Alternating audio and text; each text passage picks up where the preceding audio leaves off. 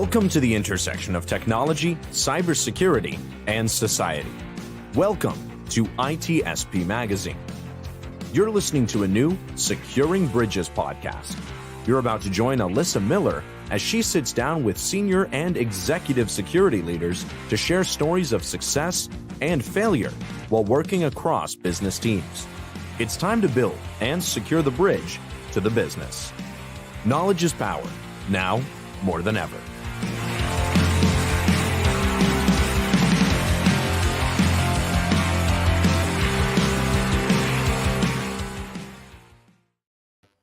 All right. Hey, everybody.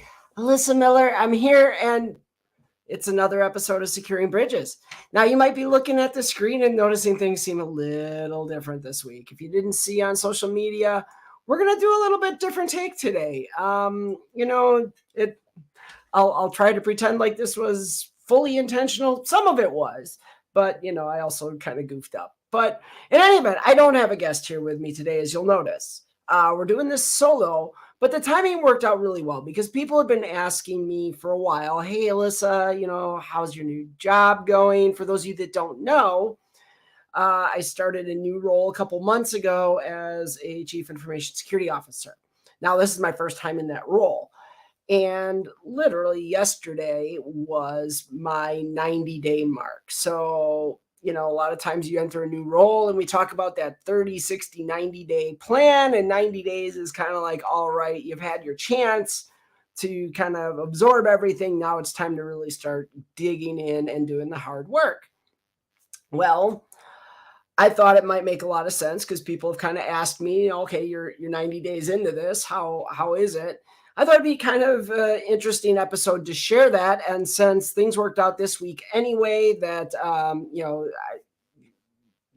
scheduling snafus, we won't even go into it.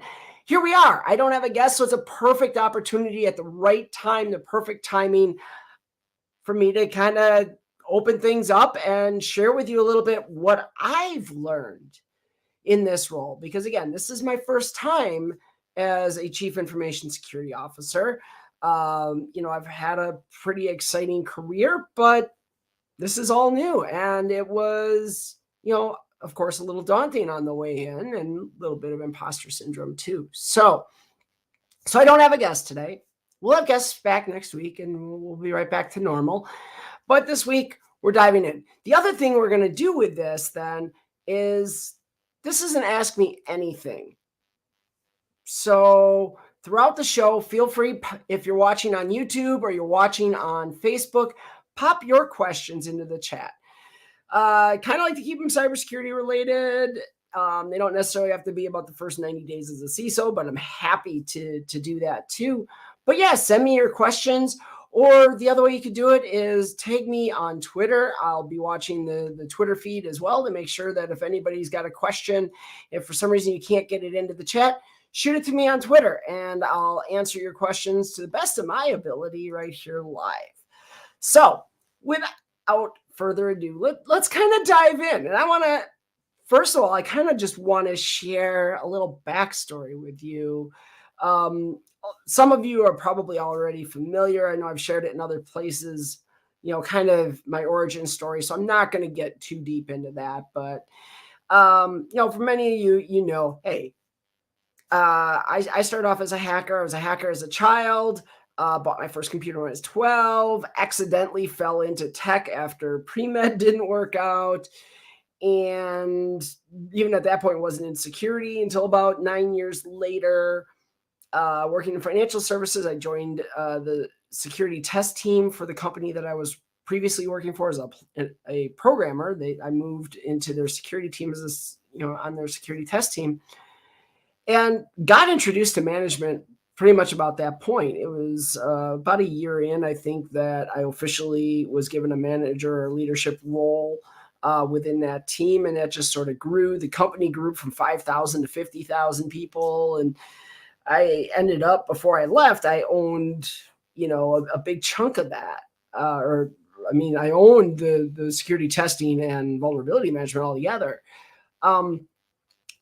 And then I got into consulting, did a number of consulting gigs. I got to work with a lot of different folks, and that sort of progressed up where initially, I was managing a team of pen testers and doing pen tests myself on web applications.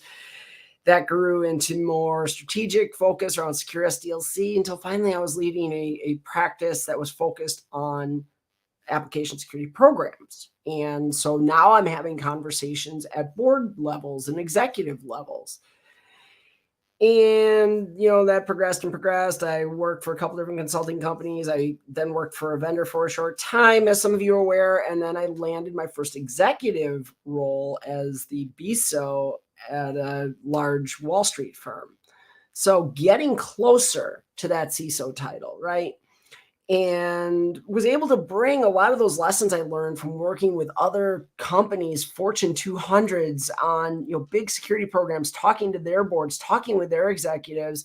That BISO role, that business information security officer role, was a chance to expand that. And when I took on that role, and I promised me there's a point to me telling you all of this, when I took on that BISO role, I kind of always figured that would be the stepping stone to eventually a role as Chief Information Security Officer. And so that came along a little faster than I expected. I was in that role 18 months as a Business Information Security Officer when I was offered this job as a CISO. And, how do you turn that down? Now, after 18 months as a BISO leading cybersecurity for a massive $4 billion a year division of a big Wall Street company, it was kind of hard to walk away from. I'm not going to lie. But I decided to take a chance. And that landed me where I've been now for the last 90 days as a CISO. So when I got this job, one of the things, and this is, so first of all, I set this stage because I want you to understand what my background was. Some of you might look at that and say, wow, how could you ever feel imposter syndrome after all that? Some of the others might say, wow, how did you get to CISO so fast? That's kind of weird. Believe me, I've had both of those thoughts and a lot more. So certainly it's been an interesting road. But when I got this job, a friend of mine, friend and colleague who I've had a lot of discussions with, even as I was considering this, do I even take this job? It's hard to walk away from something I've only been in 18 months where I had lots of exciting stuff. But I talked to him and he gave me a lot of pointers. But one of the things he did after I told him I had accepted the job was he sent me this book, The First 90 Days. Now, I'm not endorsing the book or saying it's good or bad. It was helpful to me. But more importantly, it's the title itself is why I'm sharing this. And I'll move so you can see the author in case you are interested in this book. But the title is what's interesting, because if you pay attention to any news around any executive who's brought into a new role, any C-level exec, there's a lot of focus given on what do they do in their first 90 days. And a lot of times it's really public. And I think that's one of the first things I learned in this role was there's a lot of expectations about those first 90 days. And so I came into this organization and expecting, oh, I have to come in and really, prove in these first 90 days that, I'm capable of this job and whatever. And so the lesson learned there already was that's not necessarily true. And in fact, I don't think you want that to be true. So coming into the job, what I discovered relatively quickly was the executive that I report to, the CIO of the company, didn't have expectations for me to make a big splash. In fact, quite the opposite. And I think that that's something that was really important and supportive and has really helped me hit the ground running, was that there were not expectations that I come in and make big changes or, establish myself in some way or prove that I was deserving of the job. A lot of times I think we do feel that way. And so, that was something that was really helpful to me. And I think as you look at the role of a CISO, it's probably not common to have those expectations set that way. I think most people, you're expecting the CISO to come in. A lot of times CISOs come in after a big, issue or breach or something happened, some reason the old CISO left, or at least those are the ones you hear about, right? There's a lot of people who quietly enter this role you never even hear, but the public ones are the ones we pay attention to. And I think that sets up maybe wrongful expectations. So in this role, I've had the opportunity to bring it in the way I would approach any management role. And it's something that's covered in that book too, The First 90 Days, is just that idea of balancing between change and, kind of maintaining stability. Because you come in as a new leader, new executive leader, you're taking on, in most cases, you're taking on a team that somebody else built.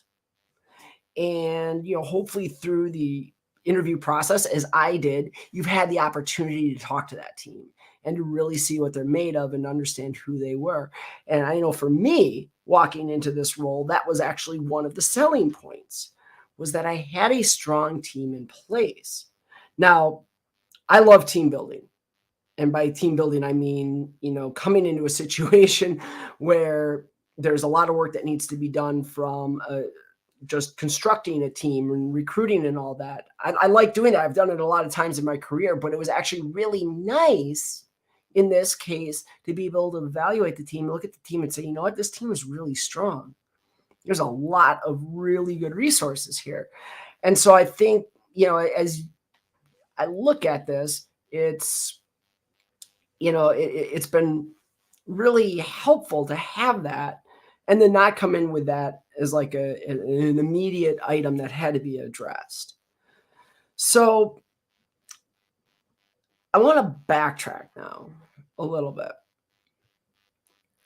And that is, I want to look at the role of a CISO and how people look at it from an industry perspective, because I think for a lot of people, becoming a CISO someday is like that kind of coup de grace, right? It's the big objective at the end of the career path, or somewhere far down the path at least. It's maybe you never have an end state, and you might want to do things beyond being a C-level. Maybe you want to get on boards or start your own company or whatever else. There might be other parts of that, but CISO seems to be a role that's on a lot of people's career goals. And then you talk to people who are CISOs, and there's a lot of joking about the regrets of becoming a CISO. And, a lot of that is joking, but a lot of it, I think there is some truth to it. There's no secret in our industry about the expected lifespan of a CISO. I'm aware of it. And it's one of the things I had to really consider walking into this role is, okay, so the industry says about 2.8 years, I think, is the most common number I've seen, is the average lifespan for a CISO. Now, of course, my objective is to far exceed that. I would like to be in this role for many, many years at this company. But I also had to accept that, oftentimes we are the ones that are scapegoated. But I think it's also interesting to look at, and I've seen it come to fruition already, that I think there's a lot of people who look at the CISO role as a goal who maybe don't realize that it may not be a job you want. I grew up in a very technical space. I was a hacker. I grew up in IRC chats with, other hackers. I was a pen tester for years. Even when I was in management, I was still doing the work. I was still, in there hacking web applications and doing those types of things. Even when I was doing secure SDLC services, I was really involved in pipeline construction and the various tools and integrations that center around building a DevOps pipeline. I loved that stuff. I still do. I still love all that technical stuff, but you have to understand, and maybe this is obvious, but I think people don't really think about it necessarily, is when you step into an executive, senior or executive leadership role, one of the things you're doing is stepping away from your involvement in those technical aspects. It just doesn't happen. There's so much other stuff you have to do. And it's not just that there's so much other stuff you have to do, it's the nature of the job. And so I think that's one of the things, maybe not even in the first 90 days, even leading before that. It's been interesting to see how much of being a senior or executive leader in cybersecurity is not about your technical chops at all. It's really about learning how to run a business, because the conversations you're in, I mean, yesterday I was in a quarterly business review, and let me tell you, it's not about all the technical, details of everything we're working about. It's like, how does this stuff apply to the business? How are we going to accelerate the business? The problems I face every day in different conversations in this role are often more business related conversations than they are cybersecurity related. Sure, we're talking about security as a component of all of it, but a lot of the problems, the challenges, the things that we have to address, they're not related to, oh my gosh, how are we going to implement, cloud-based security? Okay, yeah, we have those conversations. I just was on a demo call the other day looking at a attack surface management tool. Okay, so I get that opportunity. I get to look at some of those things. But a lot of the times it's, you know what? Hey, this business is doing this thing in this country, and we need to figure out those implications and how we support this from a security perspective and whatever. Those are things that aren't really about the technical chops. It's understanding, why is this business doing, this thing? What is the nature of what they're doing? What are they trying to do in this foreign country that has all sorts of, different requirements than what we have here in the US, et cetera. And so, it's just very interesting to see that. I mean, we're talking about budgets all the time, right? Right now it's budgeting season. So budgets is another one. Understanding how to manage a budget is something that you don't really think about from a cybersecurity perspective typically. Now you get exposed to it, right? I mean, you sit down and you work with your management to try to get a new initiative approved, or you want budget to go train or whatever. Well, it's a lot different when you're the one that's responsible. You're given a number and you have to figure out how to make all those pieces work. Now, this role isn't my first time doing that, but it's a lot different when you own the entire cybersecurity program and that's the thing that you're focused on. So another book, and I don't think I have it in here. I don't, which is too bad. But another book that I've recommended to people who've asked me if I want to get into cybersecurity, leadership roles, what do I do? And I've shared the name of the book a couple times on this show. If you've seen some of the past episodes, it's called, oh shoot, I'm getting confused because I think it's like the 10-week MBA or something like that. But those MBA concepts, I'm not saying go out and get an MBA, but understanding what people learn in an MBA program helps you talk to your peers. My chief marketing officer, my chief financial officer, they have very different focus than I do naturally, and understanding how to talk to them and what the things are that are on their mind is really important, because those are the conversations you end up having as you get into these high levels. So I think as I rolled into the CISO role, one of the things I saw was confirmation of just how much that shifts. I was used to it from other jobs before, but I expected it to be to a whole new level in this role, and that's exactly what happened. As I've been in this role, I would say that those conversations that are only ancillarily related to cybersecurity happen a lot more than those conversations about security technologies and strategy and whatnot. So James had an interesting question here, and unfortunately I don't know the answer, but I would love to know as well, what is the average time past 90 days?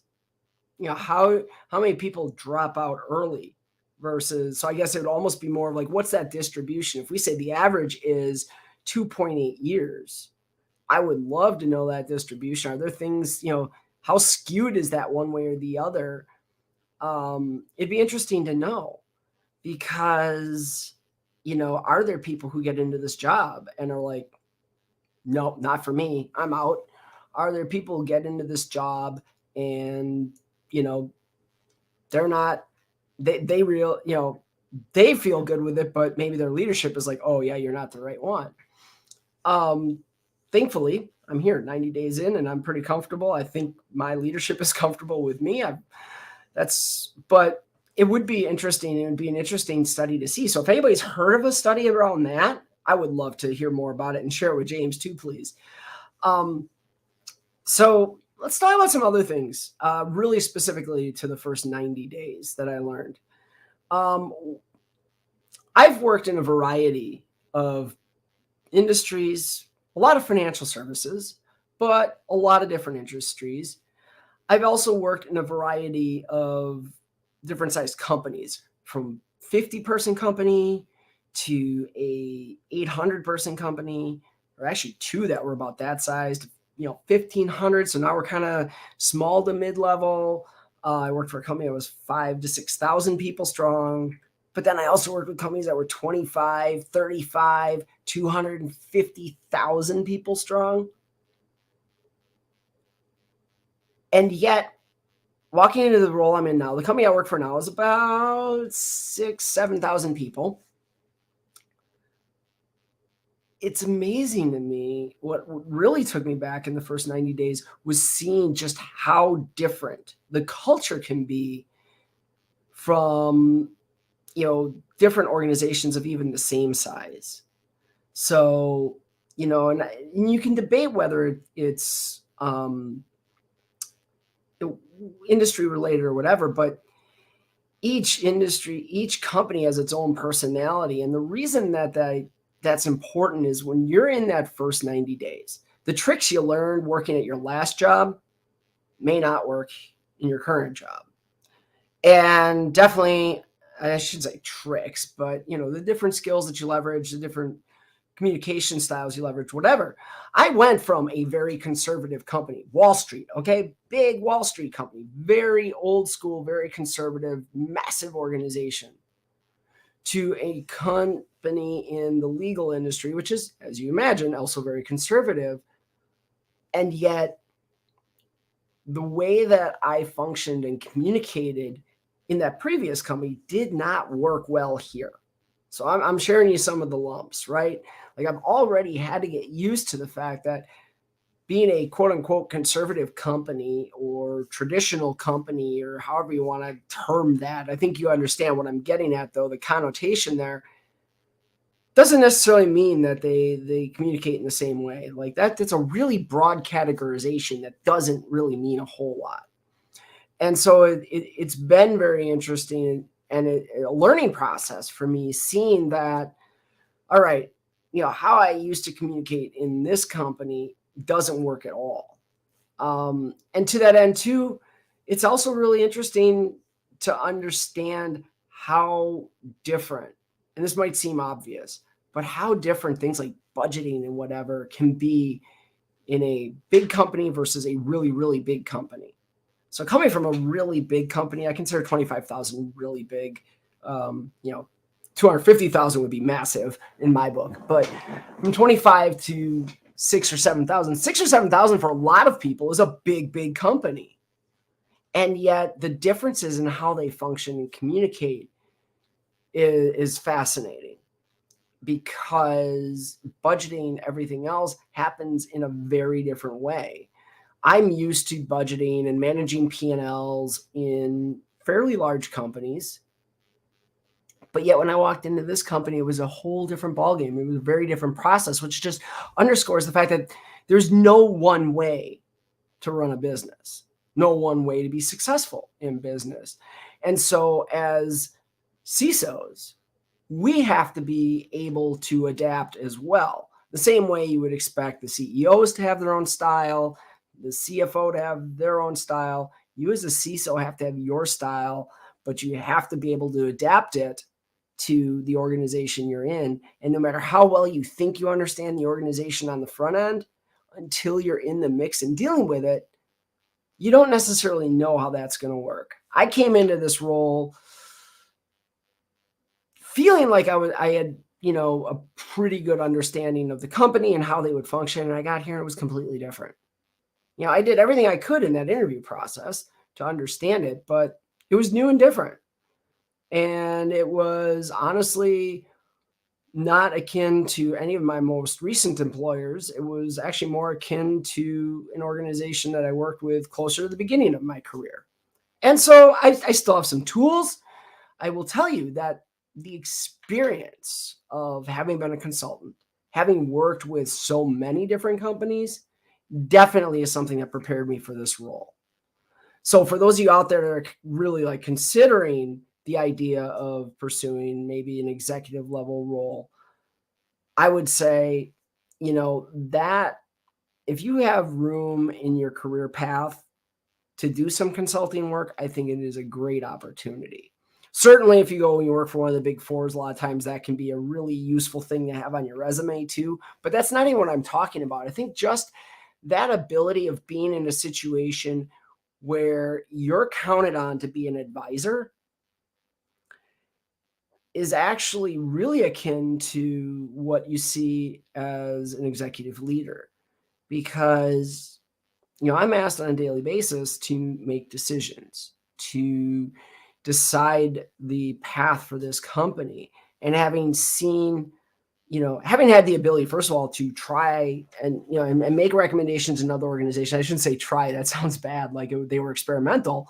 No. But I got to see how different things had worked or not worked in different organizations. And it highlights a lot of pitfalls, a lot of things that you can't get from just working, in one job versus the next, just working for a particular org. That consulting piece, I think, is something that really prepped me well for this job. Now, we'll see. I mean, I'm 90 days in. Who knows where I end up 2 years from now? Maybe I don't feel like I was prepared at all.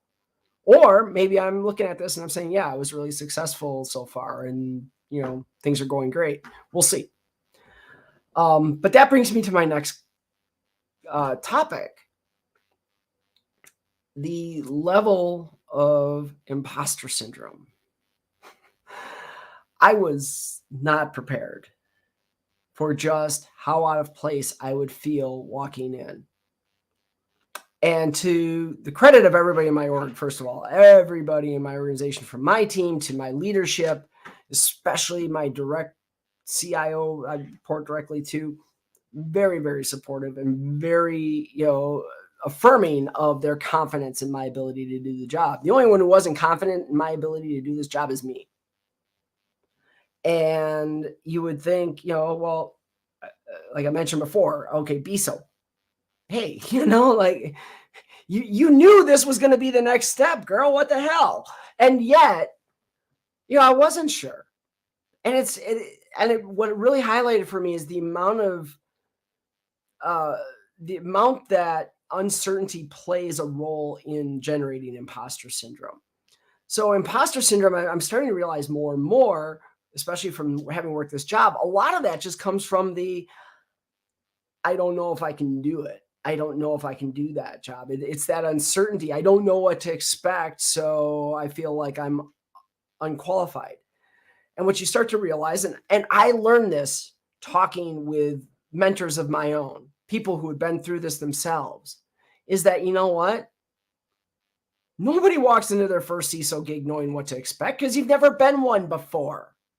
And this holds true for any level of job that you're looking at, is you're never going to know what to expect if it's something new.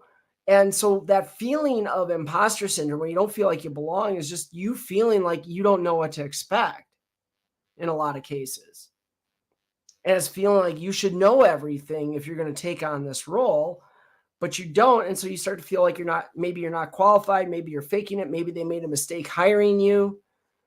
These are all things that went through my head I kid you not. Like I had all of these thoughts, like, did I oversell myself and they're going to be regretting they hired me? And so that's also where having a really good network helped me out a lot.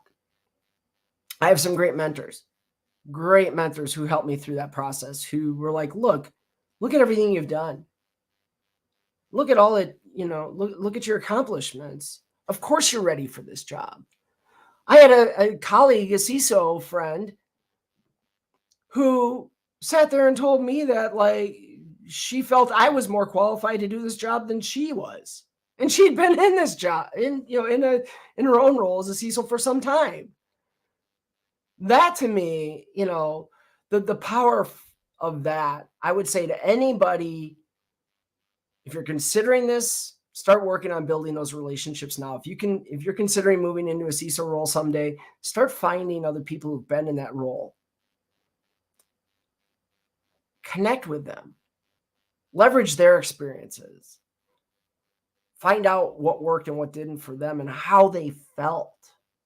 Because I'm going to tell you, if you can't do that now, definitely before you dive into a job, talk to some folks. It was the best thing I could have done. I reached out to at least 8 different people, different CISOs and so forth.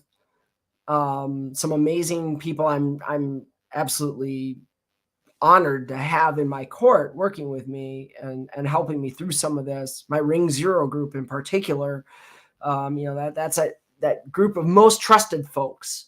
Okay. We have our little group and we talk, and all of those people who helped me and built me up and helped me see that, yeah, this was a job I could take on. I think that is an important support system you need if you're going to take on a role like this, because it's ultimately at the end of the day, it is a big deal. And I think that was something too that kind of struck me. Like it felt like a big deal at the time, but then I kind of started to downplay it. It's like, okay, well, there's not going to be some big public fanfare. I'm not going to take on a CISO role at a gigantic, social media company, or, this isn't something that's going to get splashed in the news. And indeed it didn't. But it's still a big freaking deal. And, I think having that support system there on your way in is crucial to that. So let's talk more about the first 90 days, that 30, 60, 90 thing. This is something that's really, I think, critical. It is probably the most common expectation for anybody walking into a new leadership role, in particular an executive leadership role. 30, 60, 90. What do I mean by that? It's that 30-day, 60-day, 90-day plan. Having goals for yourself at each of those stages is important, but also making sure they're realistic. And this is where I was also very fortunate to have a very powerful ally in my CIO, because I wanted to bite off way too much. And it was him standing there and kind of, slowing me down a little bit and saying, hey, 30 days, just get to know the organization. Start making those relationships with the people that you're going to have to work with on a daily basis. And yeah, there's a lot of discovery because you don't even know who it is. So one of the things I did on the way in, and I'm glad that it was well accommodated by my organization, was I asked specifically, help me line up those people who are going to be critical for me to be working with, because I don't know who they are on the way in. I don't want to have to figure that out and suss it out for myself. I want to hit the ground running. So if you can kind of help me and line up some of those meetings, and I'll tell you what, I walked in, the first 3 weeks on the job were nothing but introductory meetings, connecting with various executives and leadership folks around the entire organization. That's really important. And so I think, when you look at your first 30 days, it may sound obvious, but really be ready for that to be just pretty much the only thing you're going to do. And have those conversations in the recruiting process that, hey, this is what I would want to do first. I want to sit down in the first few weeks. That's all I want to do. Because then you get into 60 days. And 60 days for me, and this worked really well in this role, was really about, all right, let me assess where we're at. So now I know who I need to talk to. I know who I can get information from. Let me really start to understand where are we at today from a cybersecurity perspective.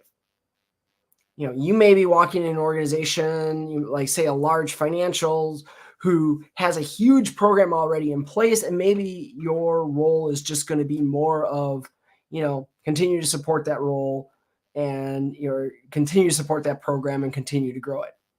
On the other hand, on the other extreme, you could be walking into a role where, you know what, your job is to come here and build something because we got almost nothing, or we're super immature.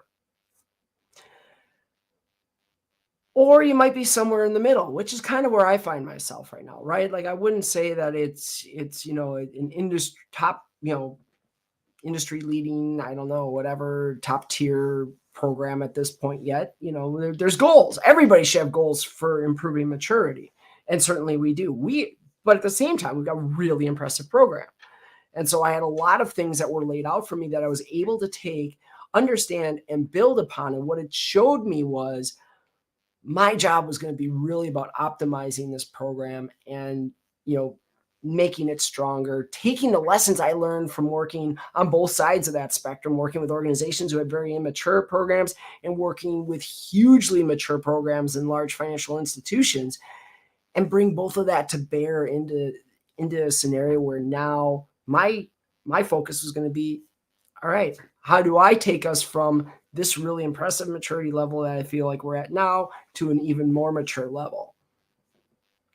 So that 60 days, you're kind of feeling that out. You're trying to figure out, what am I really going to be here to do? They'll tell you a lot of things in the interview process, right? Everybody will have their opinion about where they stand from a cybersecurity perspective, what they're expecting you to do. But at the end of it, you're still going to discover that those are just perspectives, and everyone has a biased perspective, and you're going to have your own. So one thing I would recommend as you're looking at a role like this is to really explore with your potential manager, whoever you're going to be reporting to. If you're going to be reporting to a CIO, to a CRO, whoever it is, really explore with them what they expect of you.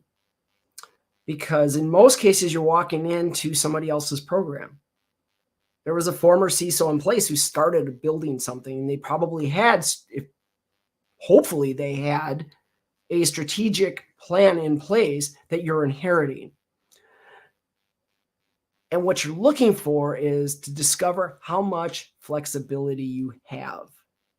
Because are they expecting you just to carry the torch from that previous program? That may or may not sound good to you. Are they open to you coming in and making changes? What scale of change? Are they expecting you to come in and change the world?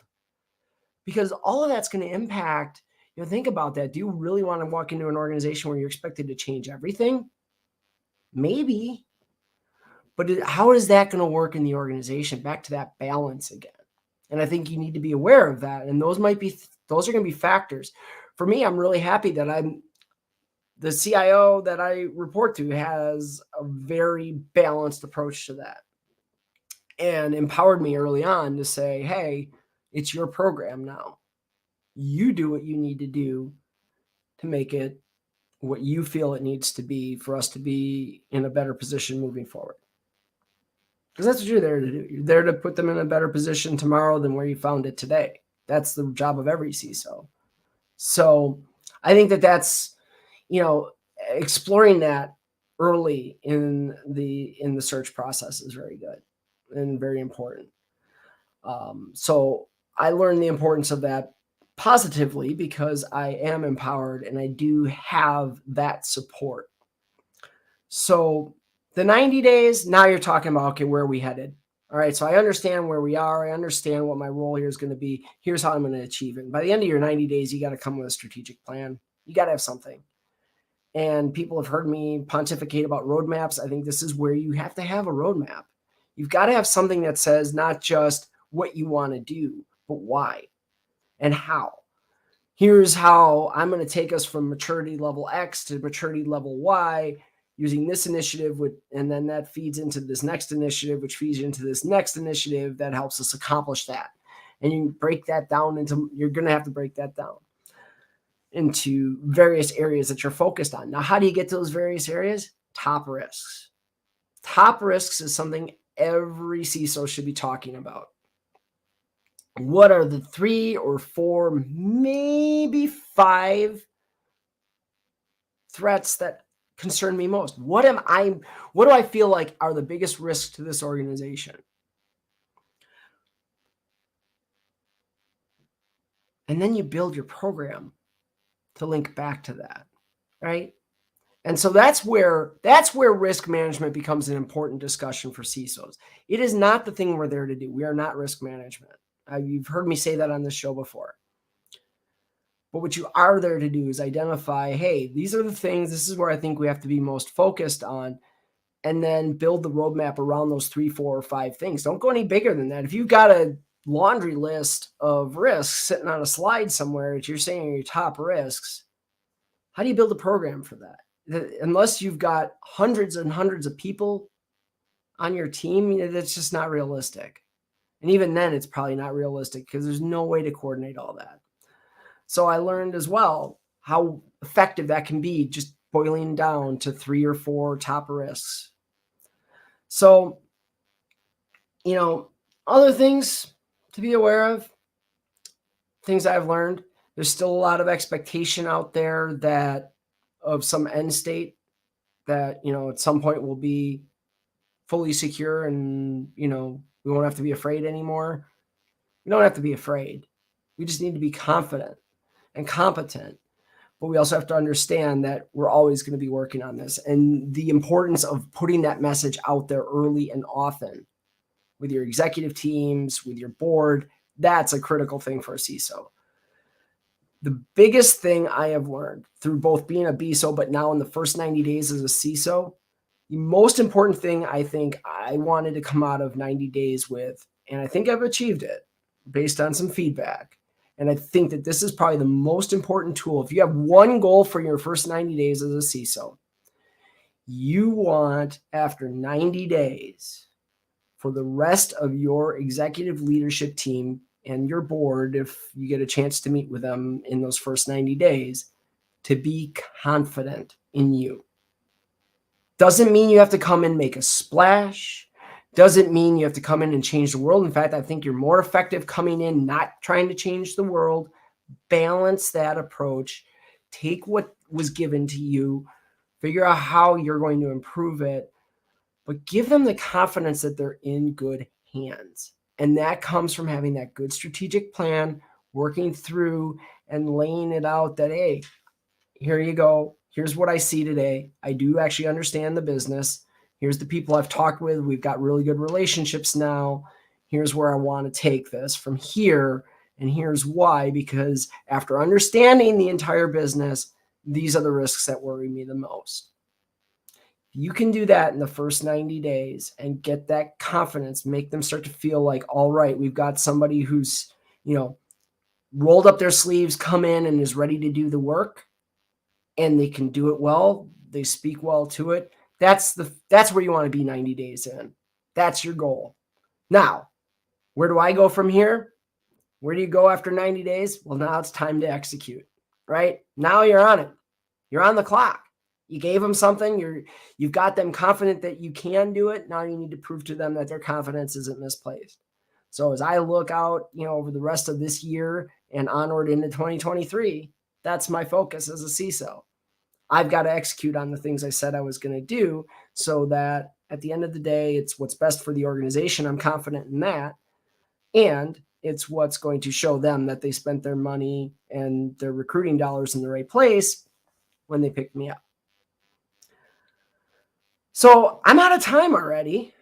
I mean, it's weird for me to talk that much about a topic on this show, but I hope you guys found it useful. I see there's plenty of people on watching right now and not a lot of activity in the comments. So I guess there's not really any questions. If you all got any questions, get them in real quick before I stop here, because I'll happily stay on longer to answer your questions. But otherwise, thank you all for tuning in. Again, I hope this was valuable. It felt like the right thing at the right time for me, especially considering the circumstances. I thought I would share some things. I am by no means CISO Swami or whatever at this point. I mean, far from, right? I mean, this is my first role, but I hope that maybe that perspective of someone new to it is helpful to you. And who knows, maybe, you see something similar in a conference talk down the road. We'll see.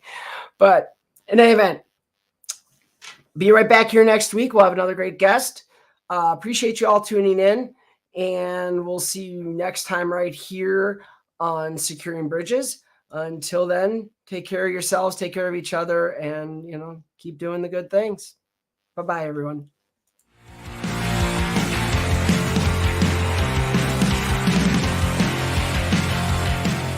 We hope you enjoyed this episode of Securing Bridges podcast with Alyssa Miller. If you learned something new and this podcast made you think, then share itspmagazine.com with your friends, family, and colleagues. If you represent a company and wish to associate your brand with our conversations, sponsor one or more of our podcast channels.